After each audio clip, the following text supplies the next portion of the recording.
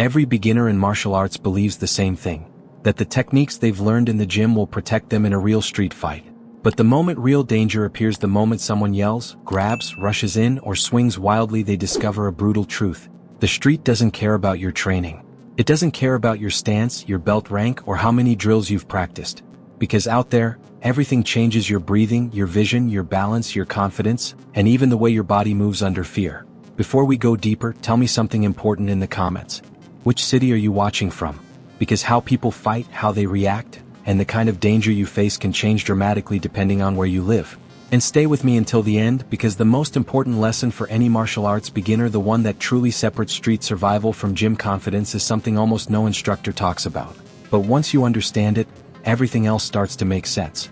Now, let's begin with the first thing every beginner needs to know before ever facing a real street confrontation. Every martial arts beginner imagines a street fight as an extension of training: fast, intense, maybe scary, but still recognizable. Something where they'll use the techniques they've learned and apply them under pressure. But the street doesn't feel anything like a gym. Not even close. The moment real danger appears, your body flips a switch you have no control over. Adrenaline surges through your system, and everything you thought you knew about movement, timing, and clarity changes instantly. Your heart starts pounding so fast it feels like it's echoing in your ears. Your hands shake without your permission. Your breathing becomes shallow and tight. Your legs feel heavy and light at the same time. And your mind? It becomes a battlefield of fear, instinct, and confusion. You can train for months and never experience this kind of internal pressure until the moment it hits you in real danger. This surge of adrenaline triggers several reactions that every beginner must understand. 1. Tunnel vision. Your eyes narrow, focusing only on the threat in front of you. You stop noticing movement on the sides, a huge risk if there are multiple attackers or hidden danger. 2. Loss of fine motor skills. Techniques that require precision, perfect grabs, clean blocks, timing-dependent moves suddenly become unreliable. Your body wants big, simple movements, not delicate ones. 3. Cognitive overload. Your thoughts speed up and slow down at the same time. You overthink simple decisions and underthink dangerous ones. Fear blurs judgment, making even trained beginners freeze or hesitate. 4. Unpredictable body reactions. Some people feel dizzy. Some feel numb. Some feel like their legs won't move fast enough. Others feel explosive but uncontrollable energy. None of this happens in the gym because the gym doesn't trigger survival instincts. A beginner might think, "I'll just do what I practiced." But the street forces your body into a primal mode where your brain stops supporting complex actions. That's why understanding adrenaline isn't optional, it's foundational. The only people who survive street fights consistently aren't the ones with perfect technique. They're the ones who understand how their body behaves under real fear and can still function through the chaos. And here's the part almost nobody tells beginners. Adrenaline doesn't just change how you fight. It changes which techniques are even possible. And that leads directly into the next crucial truth, the one that shocks most beginners when they finally face real violence for the first time. When beginners first learn martial arts, they build confidence through repetition. Clean punches, controlled partners, stable footing, predictable drills, clear instructions. And that confidence is good, it builds discipline. But it also creates a dangerous illusion. The illusion that the techniques you practice will look the same in a real confrontation. A street fight destroys that illusion in seconds. Because the street removes every condition that makes technique work smoothly. 1. Space disappears immediately. In the gym there's room to move. You pivot, you circle, you reset your stance. But in the street, you're standing between parked cars, or inside a narrow hallway, or smashed against a wall, or surrounded by obstacles you don't even notice until you stumble over them. Suddenly the kick that feels perfect in training becomes unstable. Suddenly the footwork you rely on has no room to unfold. Suddenly your balance isn't yours anymore, it's dictated by the environment. 2. The ground becomes your enemy. Gym floors are flat and predictable. The street is the opposite. Oil on the asphalt, loose gravel, rainwater, broken glass, uneven pavement. One slip, one bad step, one unexpected shift and the technique you trusted collapses instantly. 3. The attacker doesn't move like a training partner. Training partners respect rules. They punch in patterns. They follow drills. They telegraph slightly even when they try not to. A real attacker? Wild, chaotic, unbalanced, unpredictable, explosive. They rush with messy force. They shove without rhythm. They pull your clothes. They throw objects. They scream in your face. They fight emotionally, not technically. And emotional aggression overwhelms beginners fast. 4. Multiple attackers change everything. In the gym, it's always one-on-one. On the street, it almost never is. Even if you only see one attacker, a second one may be circling behind you. A third might be stepping out of a car. A friend might jump in unexpectedly. Techniques that require focus on a single opponent fall apart the moment someone else gets involved. 5. Fear disrupts your timing. Beginners expect timing to come naturally, but fear delays reactions. It slows thought processes and forces you into instinct mode. Techniques that depend on precision, perfect blocks, perfect counters fail when your mind is flooded with adrenaline.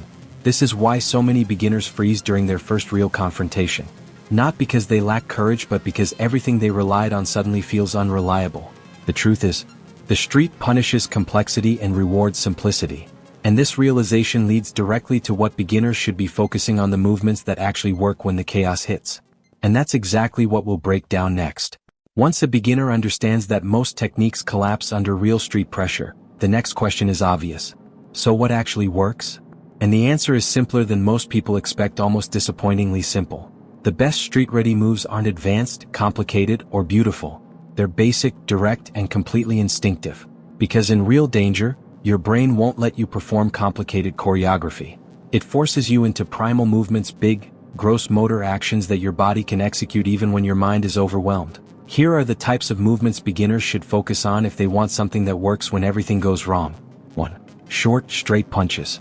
Not looping haymakers. Not big wind-ups. Just clean, direct strikes from the center line. A short, straight punch cuts through chaos because it's fast, it's easy to aim, it doesn't throw you off balance, and it works even when someone is right in your face. This isn't about power, it's about interruption. A beginner doesn't need a knockout. They need a split second to breathe. 2. Palm strikes. Beginners often break their hands punching hard surfaces. A palm strike solves that instantly. It protects your fingers, delivers shock, and is easy to throw under fear. It hits the jaw, nose, or chin without requiring precision. And precision is the first thing fear steals from you. 3. Low kicks. Forget head kicks. Forget spinning kicks. Forget anything that takes time, height, or perfect balance. A simple low kick to the thigh or knee can stop someone from rushing in, slow their movement, break their structure, or give you the opening to escape. It's not pretty, but it works. For quick knees and elbows. When distance collapses, and it will, knees and elbows become lifesavers. They are powerful, short range, natural movements, and almost impossible to block in tight spaces. A beginner doesn't need to master combinations. A single elbow or knee at the right moment can break the attacker's momentum. 5. Basic cover and protect movements. Beginners don't realize how quickly they'll need to shift from attacking to surviving. A simple high cover, elbows tight, hands up, this alone can prevent the first hit from knocking you out. Because the hit you don't see is the hit that ends the fight. These simple movements work not because they're impressive, but because they stand up under stress, when your heart is pounding, when your hands are shaking, and when your brain feels like it's underwater. But even knowing the right movements isn't enough, because beginners still fall into traps that put them in danger, traps caused not by technique, but by their own mindset. And that's where things become truly dangerous. Every martial arts beginner enters the world of self-defense with enthusiasm. They train hard. They repeat techniques. They feel progress. But when it comes to real street violence, enthusiasm is not enough, and the most dangerous mistakes beginners make have nothing to do with technique. They come from mindset, assumptions, and blind spots. Let's break down the mistakes that put beginners in the most danger. 1. Trying to prove something. Ego is deadly in a street fight. Beginners often feel pressure to show they're not afraid, or to demonstrate what they've learned. They want to stand their ground. They want to look strong. But this mindset traps them in fights that could have been avoided, fights that escalate fast and unpredictably. Trying to prove anything in a real confrontation is like stepping willingly into a storm you don't understand. 2. Forgetting to protect the head. In training, beginners focus on offense.